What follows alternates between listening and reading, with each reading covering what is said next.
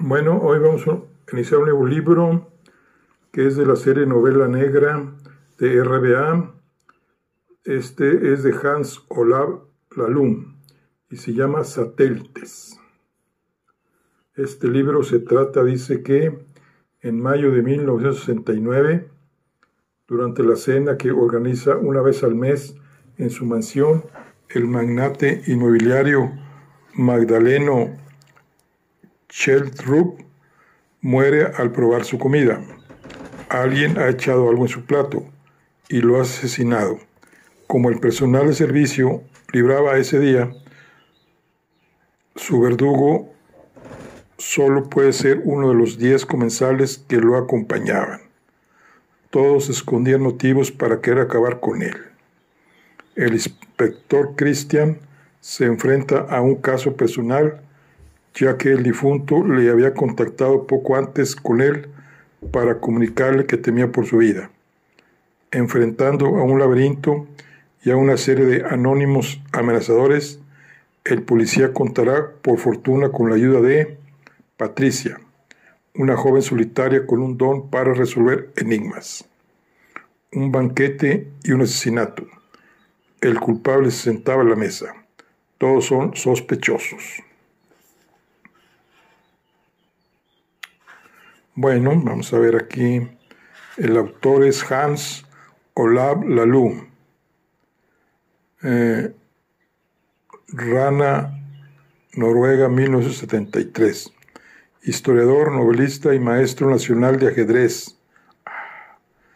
Especialista en historia política, ha escrito las biografías del ex primer ministro noruego Oscar Torp y del político Jacob Lie, además de un ensayo sobre los presidentes estadounidenses. También ha sido uno de los principales promotores de torneos de ajedrez en Noruega. Un día decidió escribir una novela negra que combinara sus pasiones. El resultado fue Moscas, que tuvo una acogida tan cálida e inesperada que se convirtió en el inicio de una exitosa serie de la que Satélites es la segunda entrega. Muy interesante. Bueno, pues vamos a ver Satélites. Una traducción de Ana Flecha Marco. Dice, algunos de los personajes de esta novela pueden ser inspirados en personas vivas o ya fallecidas. Sin embargo, los sucesos de la Segunda Guerra Mundial y los del año 1969 están basados en hechos históricos concretos. Tanto Magdalón Schjelderup como los invitados a su última cena son personajes literarios que nada tienen que ver con ninguna persona viva o fallecida. Magdaleno es el asesinado. Magdaleno Schjelderup. Bueno, vamos a ver. Dedicada a Ágata, la reina de la novela negra clásica. Día 1. Un aviso de tormenta inesperado. Capítulo 1. Buenos días. Soy Magdalón Schjelderup. Estoy seguro de que sabrá quién soy. Me gustaría concertar una cita el próximo lunes. La razón es que uno de mis allegados planea asesinarme la semana que viene. Era la 1:15 del mediodía del sábado, 10 de mayo de 1969. Me encontré en mi despacho en la comisaría central de Oslo y esas palabras se quedaron flotando en el aire una vez las hube escuchado. Esperaba que se tratara de una broma de pésimo gusto, que terminara con una carcajada o con que me colgara el teléfono. Pero nada de eso ocurrió. Cuando la voz siguió hablando, reconocí el tono ronco, aunque dinámico, tan característico de Magdaleno Schjelderup, que tantas veces había escuchado en la radio y en la televisión. Enseguida me vino a la mente la imagen del legendario magnate y multimillonario, tal y como lo había visto en los periódicos, vestido con un abrigo largo y negro, con gesto misterioso, la cara arrugada y ligeramente oculta bajo un sombrero de piel marrón. En el caso de que se esté haciendo una idea equivocada, permítame que le asegure que soy Magdaleno Strendrup, que estoy sobrio y en mis plenas facultades, dado que varios conocidos me lo han recomendado y teniendo en cuenta su impresionante trabajo en la resolución del asesinato que aconteció el año pasado y del que tanto se habló, he decidido encargarle también este caso. La pregunta es breve y sencilla.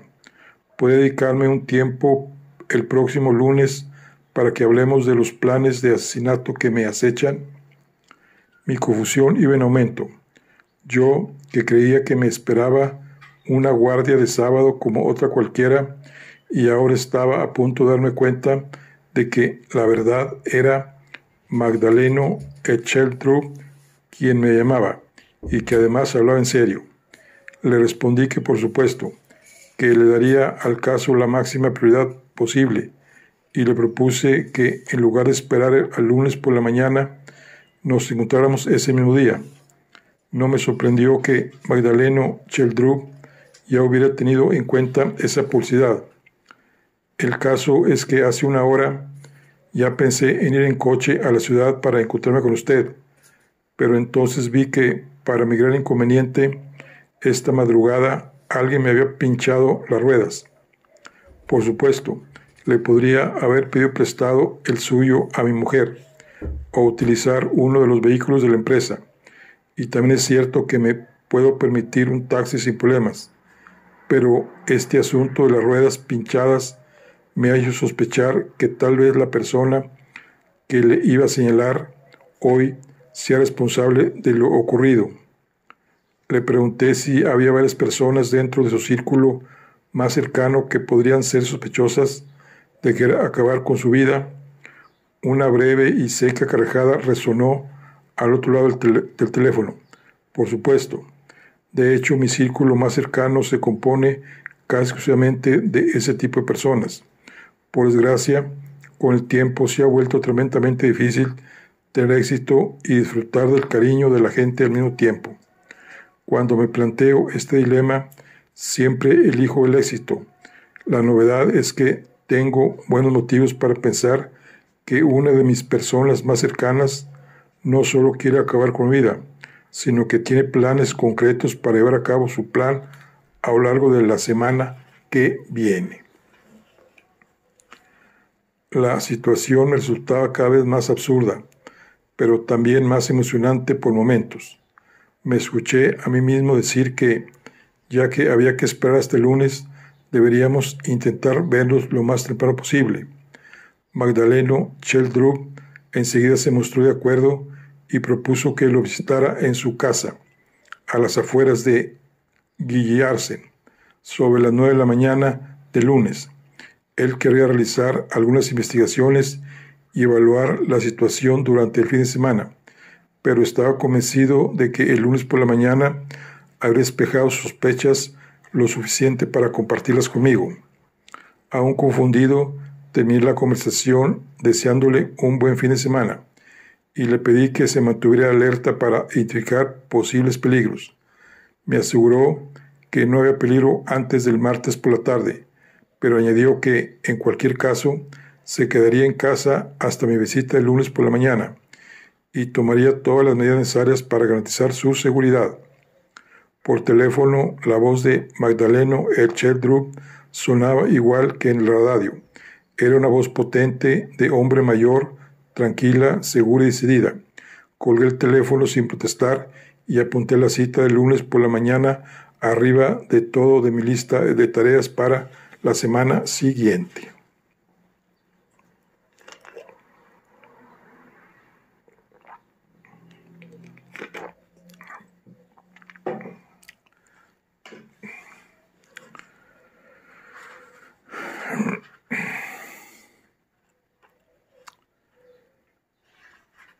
Capítulo 2. Los 3/4 de hora que me quedaban de la guardia del sábado transcurrieron sin sobresalto. Sin embargo, no pude evitar darle vueltas y más vueltas a la conversación telefónica tan inesperada que había mantenido aquel mediodía. Tanto fue así que antes de marcharme de la oficina, llamé a mi jefe para informarle de lo ocurrido. Para mi alivio se mostró de acuerdo con mi forma de gestionar el asunto. Una vez de vuelta a mi piso de Hedaugen, busqué el último artículo sobre Magdaleno en la pila de periódicos. Lo habían publicado hace apenas 3 días.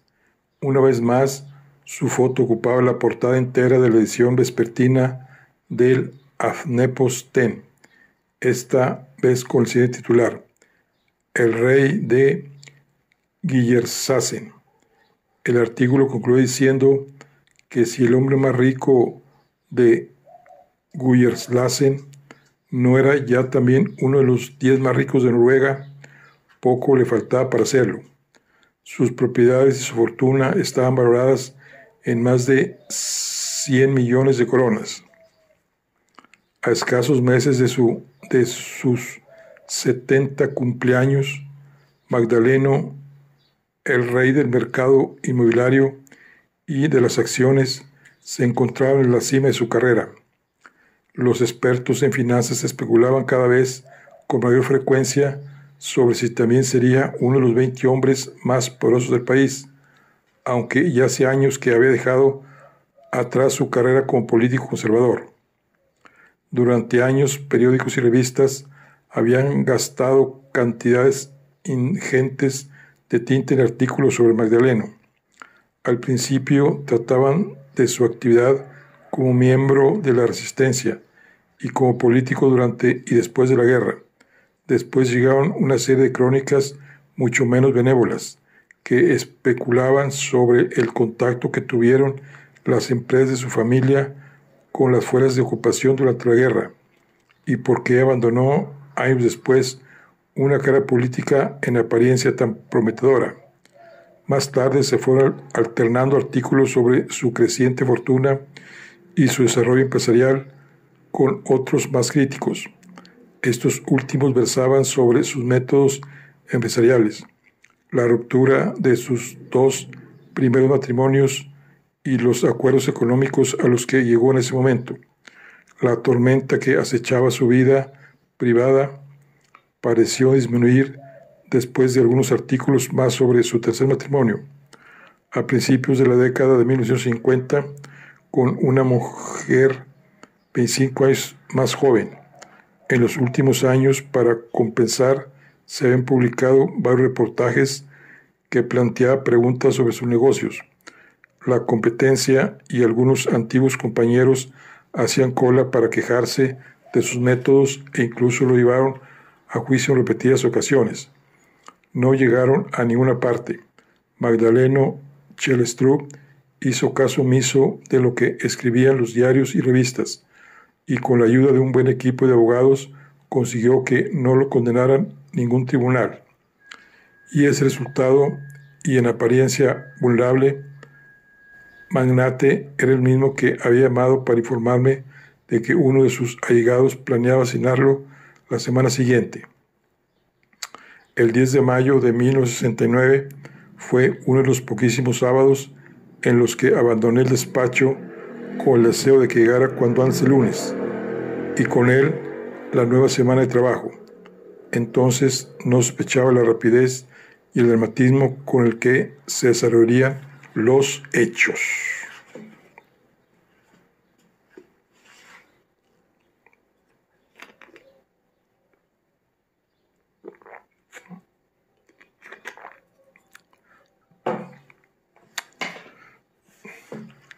Día 2. 10 vivos y un muerto. Capítulo 1. El 11 de mayo de 1969 empezó como cualquier domingo de mi vida. Recuperé el sueño perdido durante la semana y no desayuné hasta casi la hora de comer. Las primeras horas de la tarde las pasé leyendo los periódicos atrasados. Incluso conseguí leer los primeros 4 capítulos del libro de la semana, Momento de Libertad, de Jens Vonnerboe. Cuando sonó el teléfono a las 5:25, Justo estaba saliendo de la ducha. No hice ningún esfuerzo por contestar a tiempo. Sin embargo, se trataba de una llamada inusualmente persistente, y el teléfono siguió sonando hasta que lo atendí. Enseguida comprendí la gravedad del asunto. La llamada era, por supuesto, para el inspector jefe Colbar, Christian. Procedía, como pude adivinar, de la comisaría de Molergata, 19, y para mi espanto tenía que ver con Magdaleno Sheldrup. Pocos minutos antes habían recibido una llamada que le informaban de su muerte durante una cena en su propio domicilio, rodeado de 10 testigos. A juzgar por las palabras de los agentes que acudieron al lugar de los hechos, todo apuntaba que se trataba de un asesinato, pero resultaba cuando menos confuso. ¿Cuál de los testigos podría haberlo cometido? El agente de guardia había sido informado de que el propio Sheldrup se había puesto en contacto conmigo el día anterior. Dado que ninguno de los demás agentes estaba disponible, le pareció pertinente preguntarme si podría llevar a cabo una investigación preliminar e interrogar a los testigos en lugar de los hechos. No me hice rogar.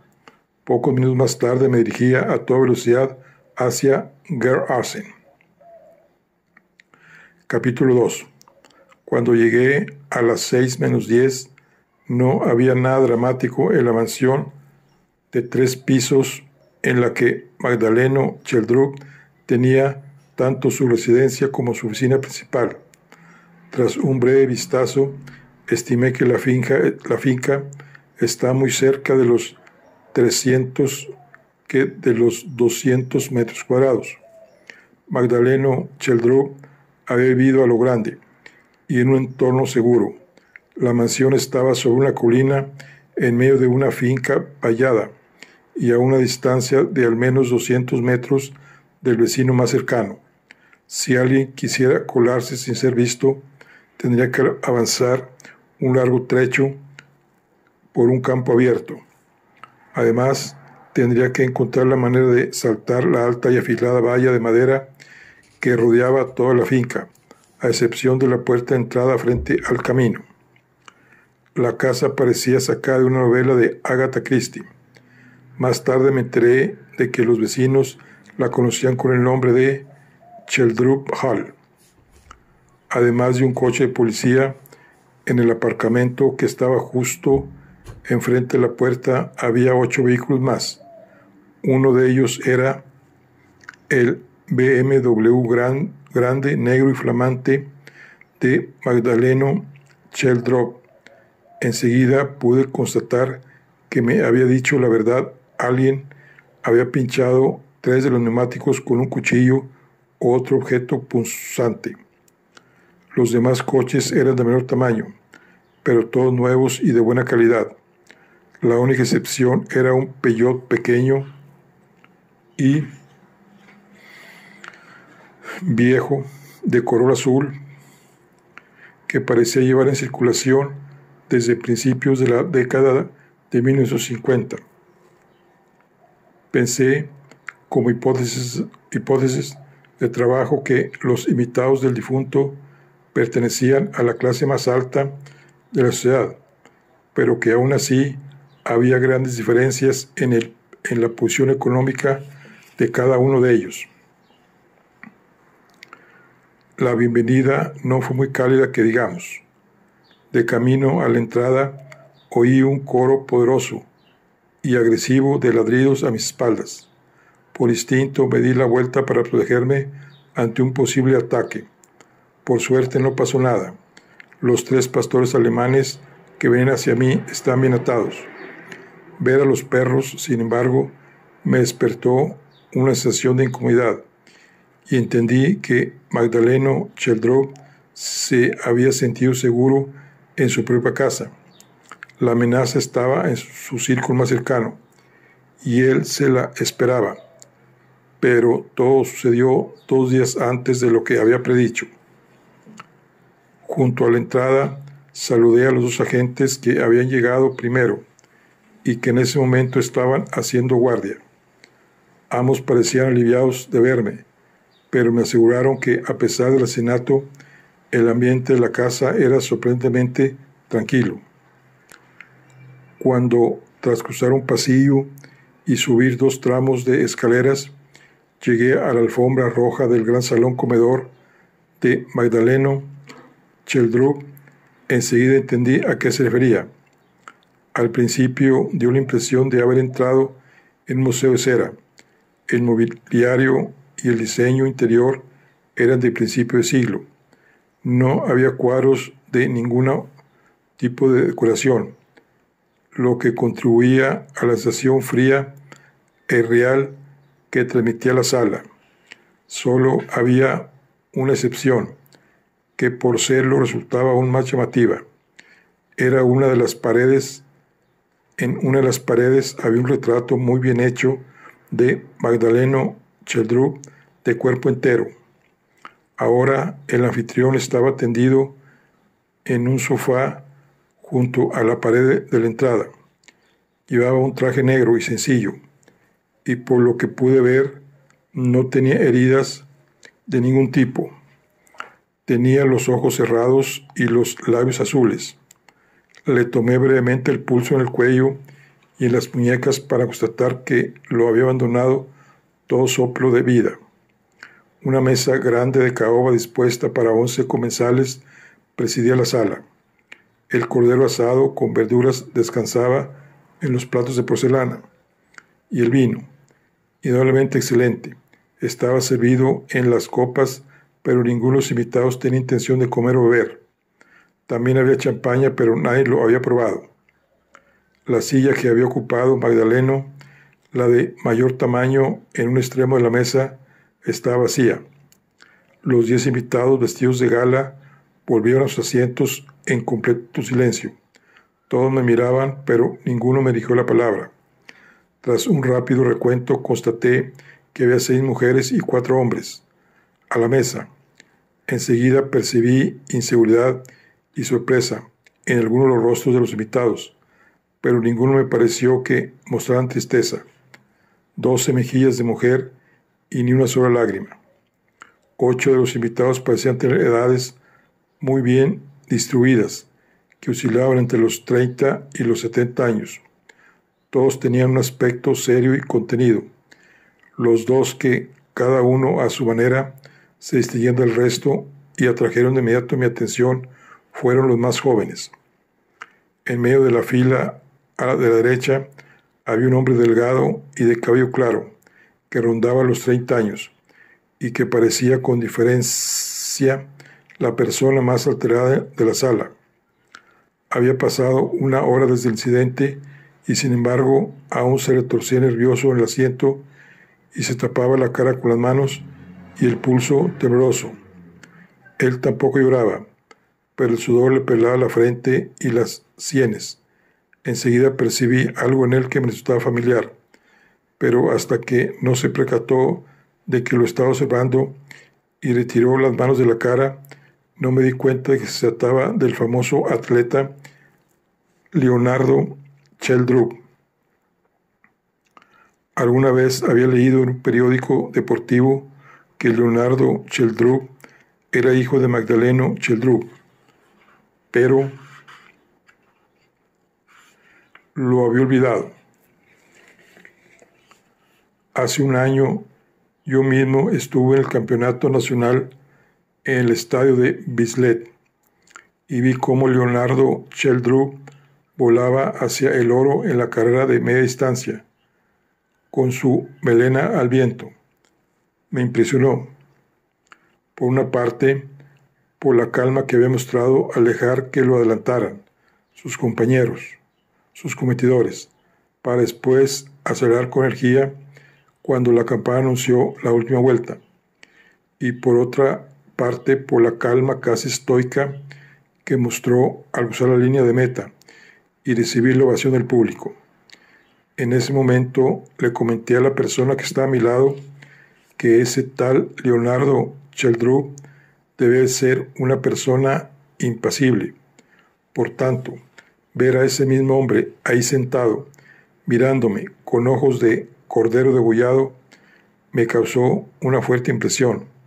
Se encontraba a menos de 1 metro de mí y parecía estar a punto de sufrir una crisis nerviosa. La confusión imperante no disminuyó precisamente cuando Leonardo Sheldrup al fin rompió el silencio sacudiendo las manos. No entiendo por qué me eligió a mí para que probara su comida. No fui yo quien puso la grabación. No me pareció que hubieran frutos secos, y no tengo ni idea de quién lo ha asignado, exclamó. El arrebato de Leonardo Sheldrup calmó un poco los ánimos. Nadie dijo nada más, pero se oían movimientos y suspiros que provenían de todos los rincones de la mesa. Por casualidad, capté la primera sonrisa de la sala. Fue una sonrisa fugaz y algo indulgente, que llegó justo al final del arranque de Leonardo Sheldrup. La sonrisa desapareció segundos más tarde y nunca supe si ella vio que yo la había visto. Pero el caso es que la vi. Tras el arrebato de Leonardo Sheldrup, mi mirada se había posado de forma casi instintiva un par de asientos más allá para captar la reacción de la persona más joven de la sala. A primera vista me pareció que se trataba de mi asesora Patricia, que se las habría ingeniado para colocarse con su silla de ruedas en casa de Magdaleno Sheldrup y sentar a su mesa. Empecé a pensar que tal vez todo aquello no fuera más que una absurda pesadilla, pero no me desperté. Los 10 invitados estaban vivos y coleando, cada uno en su sitio. Magdaleno Sheldrup yacía muerto en el sofá junto a la puerta, y por supuesto la joven mujer que estaba a la derecha de su asiento presidencial vacío no era Patricia, a pesar de que también tenía el cabello oscuro, transmitía seguridad en sí misma y se movía con la misma calma. Por otra parte, todo apuntaba a que esta mujer no tenía ninguna disfunción a nivel físico. Le sacaba media cabeza a Patricia, según mis recuerdos del año anterior, y era aún más joven que ella. Antes de entrar en casa de Magdaleno Sheldrup, nunca había visto a esa mujer, pero en algún lugar había escuchado que la menor de sus vástagos era una muchacha de extraordinaria belleza, que causaba una gran impresión en todo aquello que la conocía. Sus ojos marrones no titubearon al encontrarse con los míos, y una nueva sonrisa volvió a dibujarse en sus labios. En los escasos segundos que mantuve la mirada de María Irene Sheldrup, de 18 años, me di cuenta de que solo podía hacer una cosa: recabar la información posible sobre el asesinato entre los presentes. Después me iría a casa lo más posible y llamaría al número que tengo anotado al final de mi listín telefónico sin nombre, el número que conecta con el despacho de Patricia Louise E. Mortimer en Arlene Scrawson Gate 104-108. En un arranque de sarcasmo, lo he apuntado junto al número de los bomberos y de la ambulancia. Patricia es su ayudante, es la que tiene poderes extraordinarios.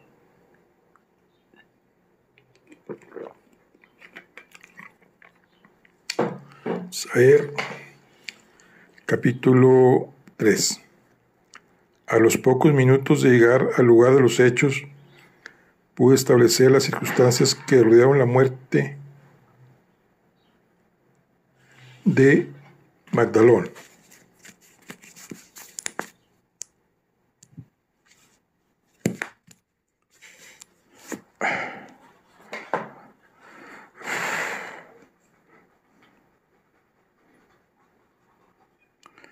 Capítulo 3. A los pocos minutos de llegar al lugar de los hechos, pude establecer las circunstancias que rodearon la muerte de Magdaleno. Por el momento, los 10 testimonios coincidían a la perfección. Magdaleno Sheldrow había informado por escrito a los presentes de que a partir de principios de año, el segundo domingo de cada mes, quería reunir a sus más allegados para cenar según su gerente, Según su gerente, que se encontraba entre los invitados, esta información se había transmitido a través de una carta formal con fecha de 2 de enero de 1969. La comida y el vino se servirían a las 4:30 en punto, y se consideraría una verdadera lástima que faltara alguien, fuera cual fuese el motivo de su ausencia. Los invitados eran la esposa de Magdaleno Sheldrow, Sandra, y la hija menor de Magdaleno, María Irene, que vivía con él en Sheldrow Halls. Otros familiares con el mismo apellido eran su hermana Magdalena, su exmujer Ingrid y sus hijos mayores Federico y Leonardo. La secretaria de Magdaleno Sheldrow, Synnøve Jensen, también estaba invitada, así como su veterano gerente Hans Herlofsen. Los dos últimos invitados de la lista eran un matrimonio mayor, Elsa y Peter Johanne Wendelbos, a quien Magdaleno Sheldrow conocía desde los tiempos de la guerra. Bueno, vamos a ver. Vamos a ver otra vez a los 8. En la comida era su esposa y su hija menor. O sea, su esposa, Sandra, es la número 1, y su hija menor, que era María Irene. Entonces era Sandra y María Irene, que vivían con él. O sea, eran 2. Y estaba la hermana de él, Magdalena, era su hermana, 3. Y luego estaba su mujer, Ingrid, 4, y sus 2 hijos mayores, Federico y Leonardo, que eran 2, 6. Y luego estaba la secretaria, que era Synnøve Jensen, 7, y su gerente, 8, y un matrimonio, Elsa y Peter, que conoció en la guerra, 10. Entonces, todos los invitados habían captado la indirecta y habían acudido puntualmente a todas las cenas que se habían celebrado hasta la fecha. Las 4 primeras se habían desarrollado sin sobresaltos. La de ese día, sin embargo, había comenzado de una forma del todo inesperada. Los invitados estaban sentados en su sitio a las 4:30, cuando la señora Sandra Sheldrow llevó la comida a la mesa como era su costumbre, o sea, la esposa. Una vez se hubieron servido todos, pero antes de que empezaran a comer, saltó la alarma de incendios. Todos se levantaron de la mesa y abandonaron la sala en cuestión de minutos y se dirigieron hacia la salida, en la planta baja. Sin embargo, enseguida se dieron cuenta de que lo que había oído no era la alarma de incendios, sino una grabación de una alarma de incendios que sonaba en el equipo de música a todo volumen.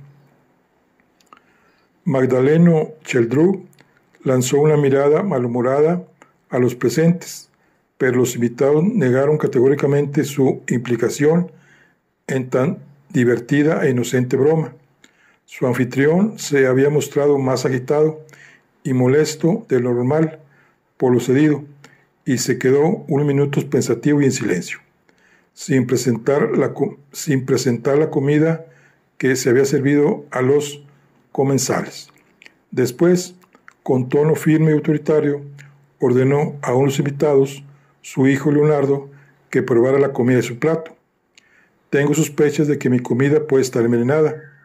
En caso de que así fuera, creo que cualquiera de los que aquí presentes esté de acuerdo en que sería menos grave que tú perdieras la vida a que lo hiciera yo. Así lo había expresado Magdaleno Cheldrub. Nadie lo rebatió. Leonardo estaba claramente nervioso y probó suerte, diciendo que no había motivos para sospechar que la comida estuviera envenenada. Enseguida su padre le contestó que en ese caso no tenía motivos para negarse a probarla. Tras un par de minutos, en un silencio cada vez más amenazador, Leonardo, hecho un manojo de nervios, probó la carne, media patata y un trozo de zanahorias del plato de su padre. Cuando 5 minutos más tarde, el joven Leonardo seguía teniendo un aspecto saludable y declaró no sentir síntomas de ningún tipo, su padre dio el permiso para iniciar la cena a las 5 menos 6 minutos. Ninguno de los demás invitados reaccionó de forma alguna a la comida. Sin embargo, Magdaleno Cheldrub sufrió de inmediato una reacción alérgica, por lo que se le inflamaron el cuello y la boca. Sin habla, sacudió los brazos y señaló al otro extremo de la mesa, al parecer a sus 2 hijos. Según su mujer, que lo había llevado al sofá, se le había acelerado peligrosamente el pulso. Magdaleno Cheldrub se llevó las manos al corazón y ahí las mantuvo durante sus últimos minutos de vida. Los invitados coincidían en que lo más probable es que la causa de la muerte fuera un ataque al corazón, aunque no se atrevían a descartar los problemas respiratorios. La relación entre una cosa y otra quedó clara cuando la mujer del difunto vio restos de frutos secos en polvo en uno de los trozos de carne del plato de su marido. El joven Leonardo se cubrió la cara con las manos, horrorizado. En su estado de agitación, no sabría decir con certeza si había percibido un leve sabor a frutos secos o si el bocado que probó estaba limpio. En su círculo de allegados era de todos conocidos que Magdaleno Cheldrub sufría una alergia mortal a los frutos secos y que estaban prohibidos en sus dominios, en todas sus variantes. Magdaleno Cheldrub siempre se había mostrado muy estricto con esa prohibición. Enseguida quedó claro que todos los invitados tenían conocimiento de la alergia y de la prohibición. Todos tuvieron o pudieron haber tenido la ocasión de espolvorear los frutos secos en el plato, aprovechando la confusión que se produjo cuando sonó la alarma de incendios. Además, eran las únicas personas que podían haberlo hecho. Magdaleno Cheldrub siempre le daba el día libre al servicio cuando celebraba esas cenas. El anfitrión y sus 10 invitados estaban solos en la finca. La comida la había preparado la esposa y la exmujer de Cheldrub, que también estaban invitadas a la cena. Las 12 lanzaban miradas de desconfianza, pero ambas afirmaron que no había frutos secos de ningún tipo en la cocina mientras preparaban la comida. Tampoco había ni rastro de ellos en ningún otro plato. Lo más probable era, pues, que el polvo mortal se añadiera una vez que la comida ya estuviera en la mesa, y lo tuvo que espolvorear un invitado que, además de los frutos secos, hubiera traído consigo el deseo de acabar con la vida del anfitrión. Las 3 horas siguientes las empleé en obtener declaraciones individuales de los 10 testigos, en un cuarto de invitados de la planta baja que convertí en una improvisada sala de interrogatorios. A las 9, un médico forense cegó el cadáver y yo no vi que fuera a sacar mucho más en claro de los 10 supervivientes. Me resultaba evidente que el asesino de Magdaleno Cheldrub había estado sentado a la mesa, pero aún no tenía claro dónde. Por fortuna, entonces tampoco sabía que a pesar de la ayuda de Patricia, me iba a llevar 7 largos y fatigosos días descubrirlo.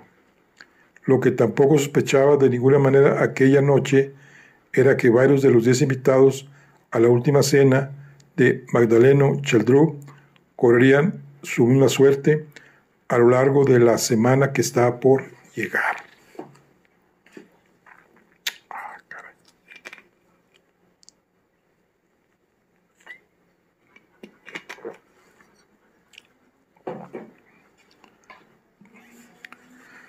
Capítulo 4. Decidí comenzar la ronda de preguntas por el mayor de los presentes, después del propio difunto, su hermana de 67 años. Magdalena Cheldrup me pidió permiso para fumar durante el interrogatorio. Teniendo en cuenta el dramatismo de la situación, parecía extremadamente tranquila. Tenía el cuerpo enjuto y huesudo, pero me dio un apretón de manos con insospechada firmeza. Me fijé en que llevaba un anillo de estaño, que me resultó extraño en una mujer mayor de buena posición económica. Sin embargo, lo que más me llamó la atención fue lo que no llevaba, un anillo de casada. Cuando le pregunté por su apellido, Magdalena Cheldrup me aclaró enseguida que nunca se había casado. Se apresuró a añadir que tampoco había tenido hijos. Su familia siempre había sido pequeña, pero ahora era la única superviviente del entorno familiar en el que se crió. Tenía un hermano mayor y otro menor. El más pequeño siempre había sido débil, tanto a nivel físico como mental, y una enfermedad acabó con su vida en la primavera de 1946. Magdaleno siempre había dominado a sus hermanos desde la infancia. En sus primeros años de vida había fascinado tanto a sus padres que estos decidieron ponerle a su hijo un nombre lo más parecido posible al de su primer hijo. Su padre también había sido un empresario de éxito y los niños habían creado en un entorno muy privilegiado. Después de la guerra, tras la muerte del hermano menor, Magdaleno se había hecho cargo de todas las empresas familiares que no tardaron en crecer. Magdalena pasó el examen de acceso a la universidad e hizo un curso de 2 años en la escuela de negocios. Sin embargo, cuando murieron sus padres, heredó una buena suma de dinero y gracias a ello pudo dedicarse a sus intereses sin preocuparse por ganarse la vida. Aún recibe un porcentaje de los beneficios anuales que generan las empresas familiares, una cantidad mucho más que suficiente para cubrir sus gastos. Magdalena Cheldrup, pensativa, dio un par de caladas a su cigarrillo. Cuando le pregunté si había tenido una relación cercana con su hermano, negó despacio con la cabeza. Mantenían un contacto bastante regular y tenían amigos y conocidos en común, pero en los últimos 25 años apenas habían hablado de asuntos importantes.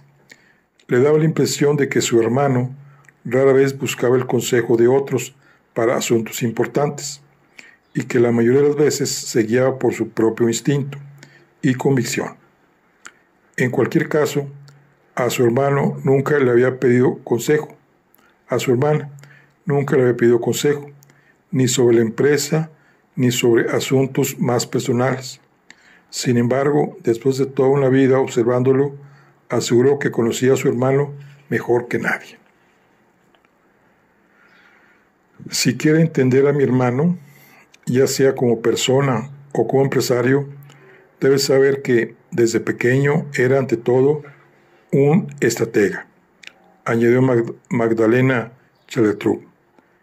De repente, no dudó en darme más datos cuando le pedí que lo hiciera. Desde su más temprana adolescencia, Magdaleno jugaba con el dinero y con las personas. Más adelante, tanto las empresas como su vida privada y por último toda su existencia se convirtieron en un juego para él. Mi hermano se lo jugaba todo. Si usted me dijera que jugaba al engaño, no le llevaría la contraria. Magdalena jugaba de cara a la galería. Magdaleno jugaba de cara a la galería. Quería reconocimiento, pero jugaba ante todo para ganar y para obtener todo lo que deseaba, ya fuera dinero, casas o mujeres, añadió con una sonrisa burlona. Magdalena Cheldrew se quedó en silencio, pensativa, y se encendió otro cigarrillo. Después prosiguió más despacio. Tal vez más gente, tanto de la empresa como de otros contextos, le digan que a mi hermano se le daba bien el dinero, pero no las personas. Eso es lo que suele decir la gente que ni lo conocía ni entendía su naturaleza. La inteligencia de Magdaleno radicaba precisamente en su extraordinaria capacidad para entender a gente diversa. Tenía un don para percibir los puntos fuertes y las flaquezas de las personas, y era capaz de predecir cómo reaccionaría en distintas situaciones. Pero solo usaba todo esto en su propio beneficio. Puede entender que a veces resulta frío y despiadado en sus relaciones interpersonales e incluso con su familia, pero hay una diferencia entre no tener consideración y no entender cuándo hay que ser considerado si uno se preocupa por los demás. Acepté pensativo y le hice una pregunta sobre la relación de Magdaleno Cheldrew con su familia. Al margen de lo anterior, la hermana titubeó y dijo que seguro que su mujer y sus hijos sabían más del tema que ella.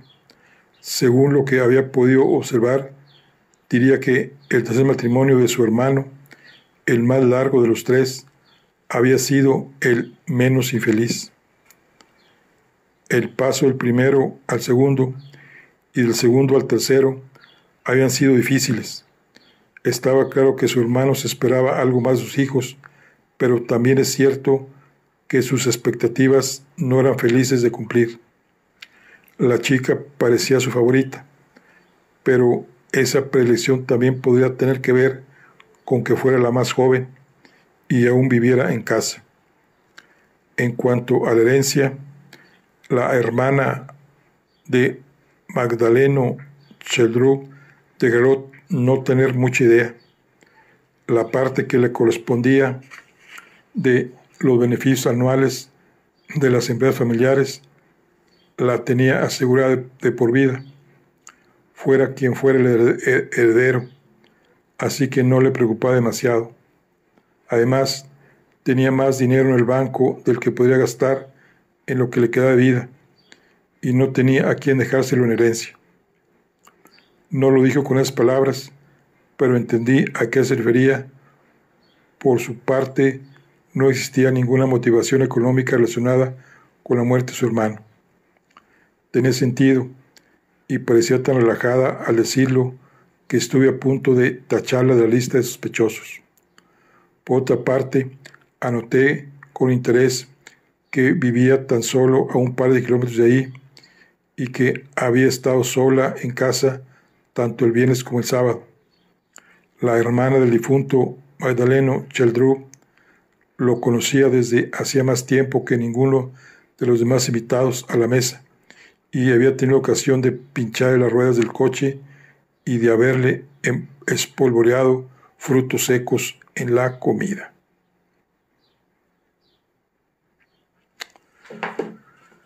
O sea que ella había tenido la opción de pincharle las llantas y espolvorearle comida.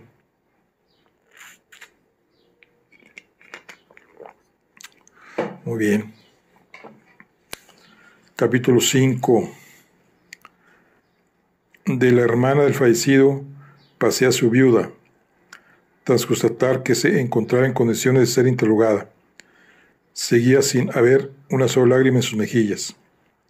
Sandra Scheldrup era una mujer relativamente menuda, de cabello oscuro, espalda erguida y expresión decidida en el rostro, que transmitía una personalidad y una voluntad fuertes. Dijo que tenía 45 años.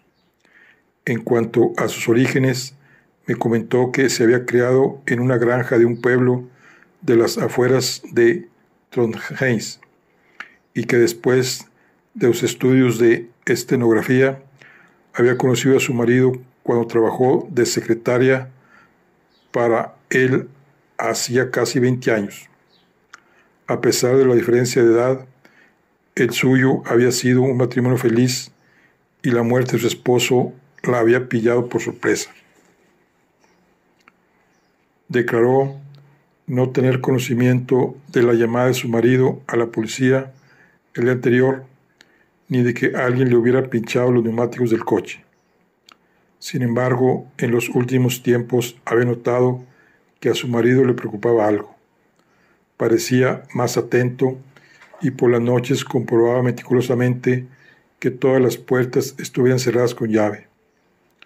Unas semanas antes había sacado un revólver antiguo de su colección de armas y lo llevaba en el bolsillo del abrigo siempre que salía a la calle.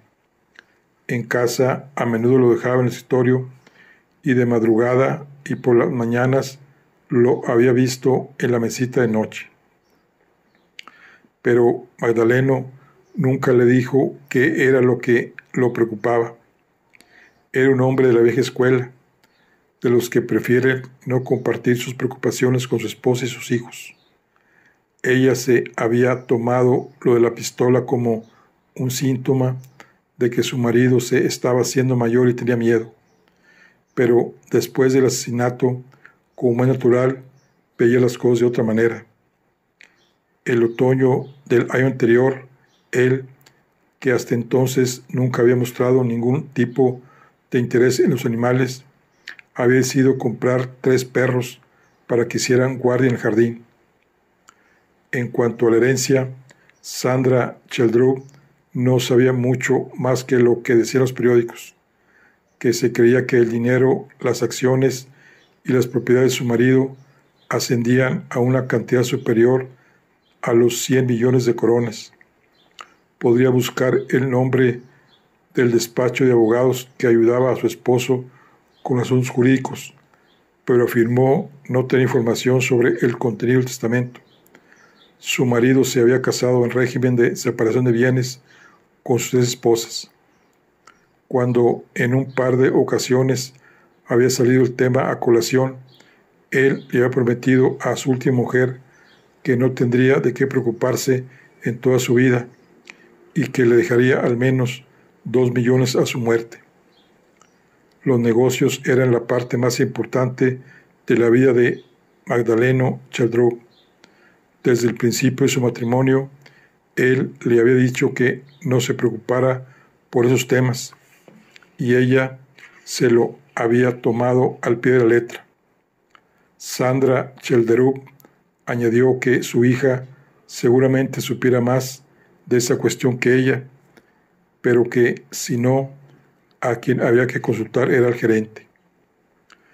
Cuando estaba en casa, Magdaleno Scheldrup pasaba la mayor parte del tiempo en su despacho y biblioteca, en la primera planta, o en su dormitorio, que estaba pared con pared. Su mujer me contó que su esposo tenía unos horarios de sueño bastante irregulares, por lo que siempre había tenido su propio dormitorio. Ella dormía en el piso de arriba.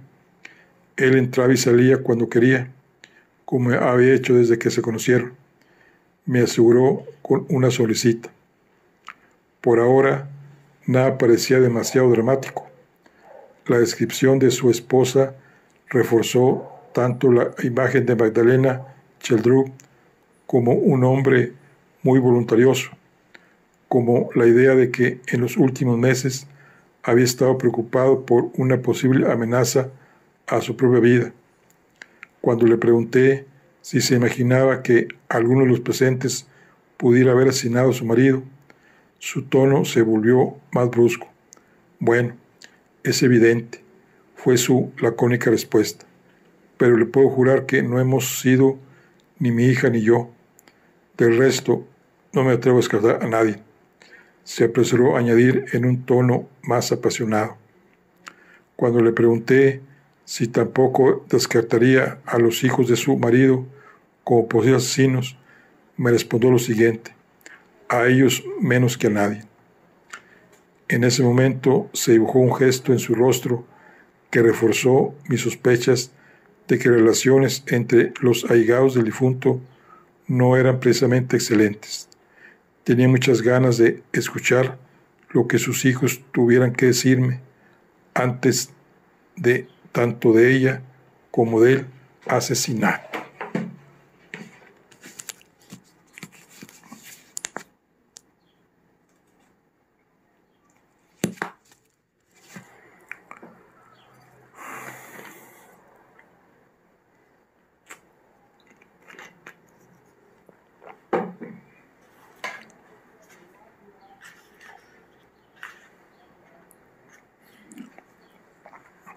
Capítulo 6.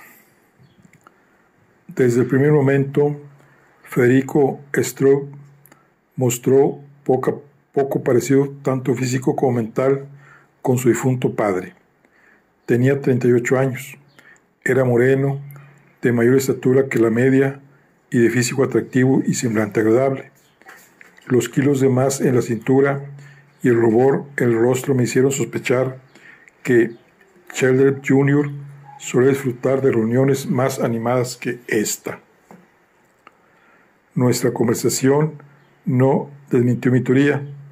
Federico me habló en un tono ligero y despreocupado. Empezó diciendo que se parecía más a su difunta madre y que siempre se había sentido muy distinto a su padre.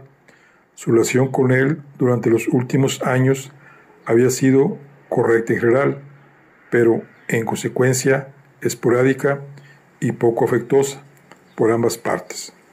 Federico Sheldrop me contó que había hecho todo lo que estaba en su mano por distanciarse tanto de su padre como del negocio familiar, y eso debía explicar por qué ahora podía dar la impresión de que se mostrara impasible ante la muerte de su padre, como de hecho era el caso. A Federico Sheldrop el fallecimiento también le había resultado del todo inesperado, y no sospechaba quién podría haber espolvoreado los frutos secos en la comida de su padre. Él mismo se había criado con la provisión total de ese tipo de alimentos, y a los 12 años le quitaban la paga durante un mes por haberse comido un cacahuate en el camino de entrar a la casa. Desde entonces había respetado la provisión. También hoy, Federico Sheldrop había acudido a la cena en su nuevo Mercedes y había pasado la semana anterior o bien en su casa de Big Day o bien cerca de ella. Vivía solo, pero tenía una nueva novia que había ido a verle cada día de la semana anterior, y también varias noches, añadió con un guiño cómplice. Federico Sheldrop me resultó claramente distinto a su padre. A mi pregunta de qué había hecho en la vida, se apresuró a responder que lo menos posible, mientras espero la herencia de mi padre. Después me contó que había terminado el bachillerato, que luego había estudiado un poco tanto en la escuela de negocios como en la universidad, pero que la vida de estudiante le gustaba más los fines de semana que los días de diario. Dejó los estudios antes de conseguir el título y después nunca logró decidir qué quería dedicarse, a lo que por fortuna tampoco tenía necesidad de hacer.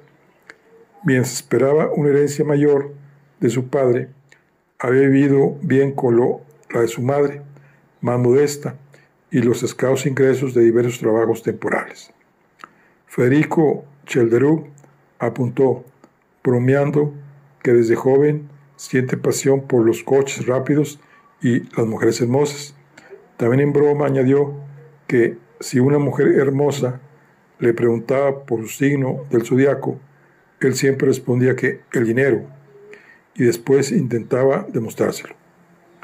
No vivía demasiado, al menos no los días de diario. Se reservaba las ganas de ver el mundo y sus bares para después de cobrar herencia. Cuando le pregunté que cuánto esperaba heredar, Federico Chelejov se puso serio por un momento. Me respondió que esperaba recibir 1/3 de la fortuna de su padre, que, según los periódicos, ascendían a más de 100 millones de coronas, pero daba por hecho de que no recibiría más de los 200,000 que le correspondían como heredero. Llevaba mucho tiempo deseando que llegara el momento de cobrar herencia, pero no se encontraba en ninguna crisis económica. Llevaba años sin pedirle dinero a su padre, pues sabía que, de haberlo hecho, solo había recibido una respuesta sarcástica. Desde hace algo tiempo, Magdaleno Cheldrub se lamentaba de la falta de iniciativa y de visión comercial de su hijo mayor. A este ya no le hacían daño esos comentarios. Y en un par de ocasiones se había atrevido a expresarle a su padre su decepción por el trato que les había dado a sus 2 primeras esposas y a sus hijos. Normalmente la conversación terminaba ahí. Federico Cheldrub se volvió a poner serio un segundo cuando le pregunté por su difunta madre. Era 4 años más joven que Magdaleno Cheldrub, y cuando le dio el sí a los 23 años, era toda una belleza con muchos admiradores. En sus últimos años, le confesó a su hijo que Magdaleno Cheldrub se había casado con ella porque era la única forma que tenía de llevársela a la cama, algo que está empeñado en hacer desde la primera vez que la vio. Ella había ganado la batalla, pero al mismo tiempo se había perdido a sí misma, como tantas veces repitió con amargura en sus últimos años de su vida. Federico era el hijo único de un matrimonio terriblemente desgraciado que acabó en divorcio justo antes de la guerra. La madre de Federico era cristiana y le encantaba ser la reina de Warsen en Cheldrub Hals. Se oponía firmemente al divorcio, pero su marido había encontrado a otra mujer y al final echó de casa a su primera esposa, casi a empujones. Federico se había quedado varios años con su padre después del divorcio, por pura comodidad, pero después del bachillerato, enseguida le resultó menos incómodo mudarse a su propio apartamento. Su madre no tenía necesidades económicas, pero nunca llegó a recuperarse del divorcio. El alcohol y el tabaco contribuyeron al deterioro de su salud. Murió de insuficiencia hepática con tan solo 49 años. Con respecto a su relación con otros miembros de la familia, Federico Cheldrub reconoció que prefería a la segunda esposa de su padre,